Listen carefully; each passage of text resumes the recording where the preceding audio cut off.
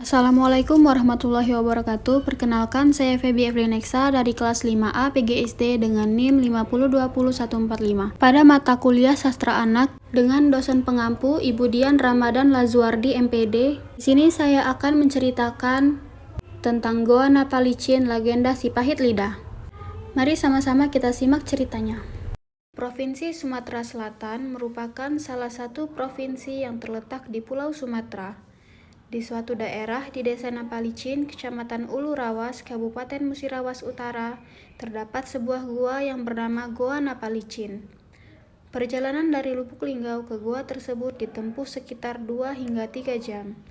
Ketika mengunjungi gua tersebut, pengunjung disuguhi nuansa bebatuan alami. Gua ini memiliki pintu masuk seluas belasan meter. Setelah masuk, pengunjung disuguhi lorong-lorong yang terdapat tetesan air dari langit-langit gua, diselingi kelelawar dan burung walet yang berterbangan.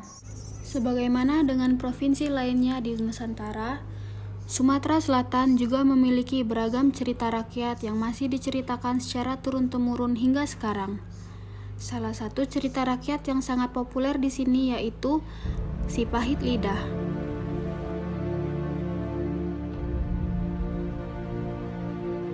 Pada zaman dahulu kala, hiduplah seorang pemuda bernama Serunting. Ia adalah seorang pangeran. Serunting merupakan anak keturunan raksasa yang bernama Putri Tenggang.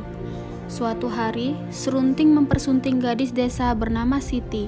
Siti memiliki seorang adik bernama Arya Tebing. Setelah menikah, Serunting mengajak istrinya Siti untuk tinggal di istana. Namun, Siti bingung karena ia sejak kecil tinggal bersama adiknya di sebuah gubuk sederhana. Pangeran Serunting memberi solusi untuk mengajak adiknya tinggal di istana. Namun ditolak oleh Arya Tebing karena ia ingin hidup bebas tanpa aturan. Akhirnya, Siti dan Arya Tebing bermufakat untuk membagi 2 kebun warisan dari orang tuanya. Pangeran Serunting mengatakan agar kebun mereka diberi pembatas. Beberapa hari kemudian, setelah pembatas kebun tersebut dipasang, turunlah hujan yang sangat deras dari pagi hingga malam. Keesokan paginya, setelah hujan tersebut, terbitlah matahari yang sangat cerah. Namun, di kayu pembatas kebun tumbuh tanaman cendawan atau jamur. Jamur yang tumbuh jauh berbeda. Jamur yang mengarah ke kebun Siti dan pangeran hanya jamur biasa, sedangkan jamur yang mengarah ke kebun Arya Tebing berupa jamur emas. Setiap pagi, Arya Tebing datang ke sana untuk memetik jamur emas. Suatu hari, secara diam-diam, Pangeran Serunting mengikuti Arya Tebing yang hendak pergi ke kebun. Ia pun iri hati melihat nasib baik adik iparnya itu.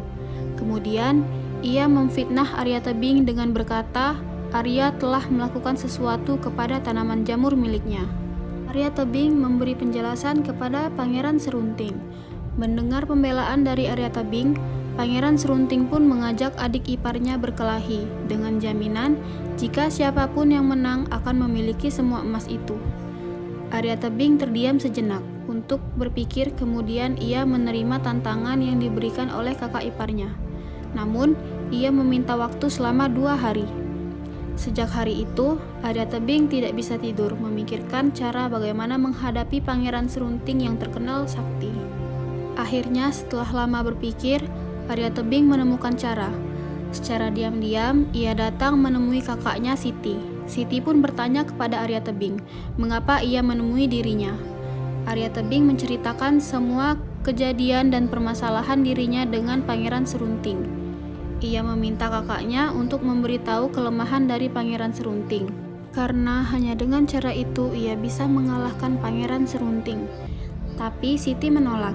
Ia berkata bahwa ia tidak bisa mengkhianati suaminya.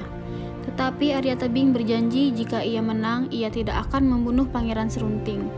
Lalu Siti pun menerima permintaan adiknya dan memberitahu kelemahan Pangeran Serunting, yaitu rumput ilalang yang selalu bergoyang meskipun tidak tertiup angin. Jika ia menombak rumput ilalang tersebut, maka kekuatan Pangeran Serunting akan hilang. Pada hari yang telah ditentukan, pertarungan keduanya pun berlangsung. Arya Tebing mendapat serangan bertubi-tubi dari Serunting.